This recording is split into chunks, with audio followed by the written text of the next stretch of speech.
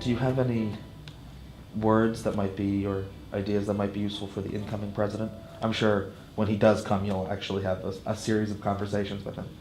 I hope so. You know, when I came, there wasn't a whole lot of conversation. And I started on September 1 in 1998, a million years ago. And I had come a little bit early in the hopes that I would be able to have conversations and get to know a little bit of the place. But it didn't happen for a number of reasons, I guess. I do intend to share with the president my own reflections on Catholic Youth, on my tenure as president, what I thought worked, what I thought didn't work, make some recommendations of things I think he or she will need to focus on in the future. Definitely. But not try to be controlling. I think, you know, it's good that institutions are living things and that they change. One of the reasons I'm stepping down as president, I didn't have to, but I thought 12 years is a long time. It's the second longest tenure in Catholic's history. But I think it's good for institutions to have other perspectives. And, you know, another president will come in and you know, I was able to bring out different gifts in people. This other president may be able to bring out those same gifts in different people. Mm-hmm. And so the university will have an opportunity to continue to thrive and to grow. So I will speak to the new president from my heart about this institution, which I love very much. But I will have confidence that the Holy Spirit and a lot of goodwill people are going to make his tenure successful, so much so that 2 weeks after I'm gone, people say, "O'Connell, who?" Because, you know, it's interesting that the board, when I informed them of my decision, they were of the mind that it didn't have to be a priest. I think most people, if you ask most students in their mind, president, priest, they connect the two. Mm-hmm. Most alumni, in fact, every alumnus that I've spoken to said they would hope that the new president would be a priest, but that doesn't have to be the case. And it's the perspective of the board. I think that they'd rather have a strong layperson to lead the institution than a weaker priest who may not be prepared simply because he doesn't have the same type of experience. Mm-hmm. You know, when I came, I'd been a dean, I'd been a vice president, you know, I had lots of academic professor, you know, I had lots of academic experience. So it wasn't difficult for me to move into the role. In fact, that aspect of it wasn't difficult. The running of the university was not difficult for me at all. It has never been. It's the other things, the intangibles sometimes that were difficult to handle. So this isn't a position that people necessarily apply for. It's something. Oh, no, you can apply for it.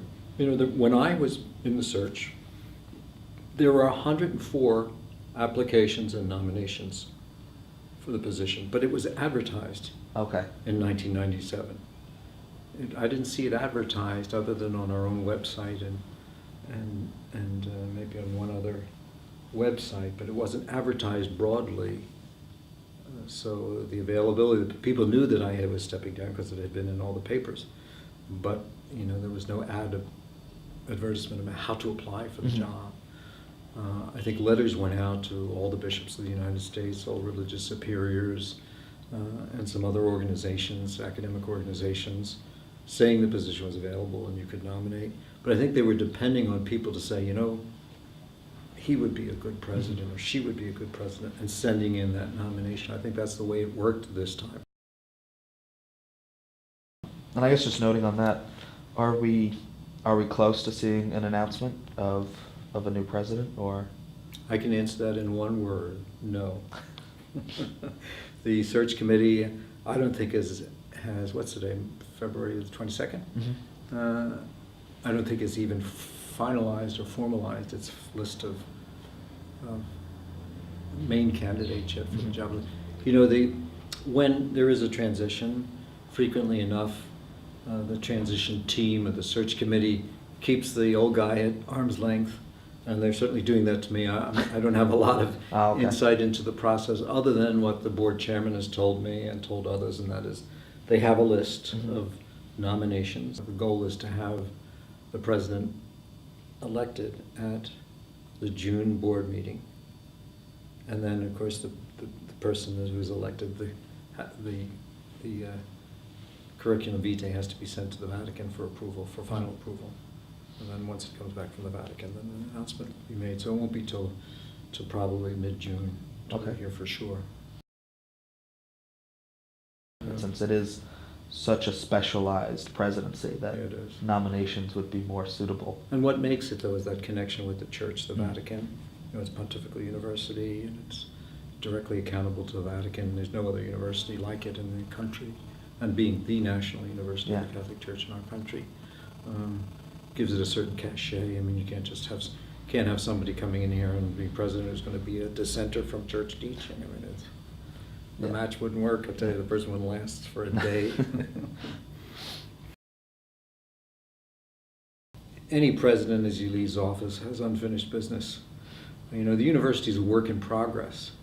I was talking with some administrators today at lunch over in the Pres, and I said, you know, if something isn't broken at Catholic University, you know, something would be wrong. There's Right. always something to focus your attention on here at the university, you know, and what would they be, you know? I wished we had a stronger outreach to alumni. You know, that was something that really wasn't well established when I came, and I tried to really strengthen that. But I wish it was more advanced than Yeah. it is at the present time. Sometimes it's a series of fits and starts. The fundraising operation was virtually non-existent when I came, and now it's been built up into a structure that looks like other universities. We still have a long way to go in terms of that, but that's an important thing. But that's never going to be finished. No president's ever Yeah. going to say that we raise enough money or that we do enough Of course, yeah. in terms of those things. And I don't think we can ever adequately reach out to alumni in a way that's going to satisfy everybody. But we constantly have to make the effort Yeah. to do that. The connection with the students, you know, it was during my administration, the focus of the university shifted a bit from this graduate research institution, as it always was called, doctoral institution, to more of a focus on the undergraduate student population.